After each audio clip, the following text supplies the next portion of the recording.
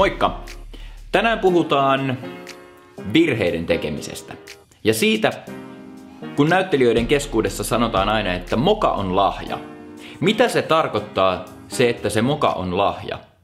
Jos sä teet virheen näyttämöllä, katsojat ei välttämättä huomaa sitä, koska ne ei tiedä, miten sen näytelmän tai musikaalin tai esityksen pitäisi mennä. Mitä sun just siinä kohtaa pitäisi tehdä.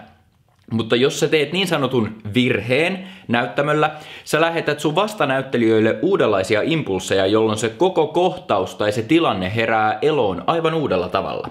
Ja tää on mun tulkinta siitä, mitä tarkoittaa, kun sanotaan, että moka on lahja. YouTubehan on hieno paikka siitä, että jos sä oot julkisessa ammatissa tai vaikka televisiossa töissä ja teet jonkun mokan, niin sä voit olla aika varma siitä, että se päätyy YouTubeen. Ja näin on käynyt myös mulle. Mä juonsin Veikkauksen Keno-arvontaohjelmaa 4 5 vuoden ajan ja mä tein reilut 120 suoraa TV-lähetystä joka vuosi, joten niitähän kertoi yhteensä reilut 600 ja siellä sattui ja tapahtui välillä kaikenlaista. Mutta satuin yksi päivä surffailemaan ympäri YouTubea ja sieltä löytyi hauska klippi, jossa sattui seuraavanlainen moka. Katsotaan tää video. Kenokoneella voit helposti käydä tutustumassa Kenon panoksiin. Mitä mä just sanoin? Tutustumassa Kenon panoksiin. Okei.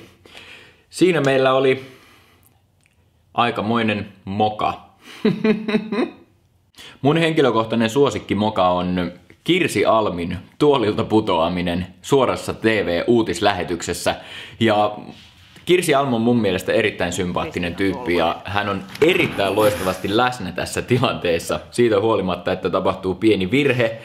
Ja mitä tommosessa tilanteessa voi muuta tehdä kuin nauraa ja yrittää päästä sitä lähetystä eteenpäin.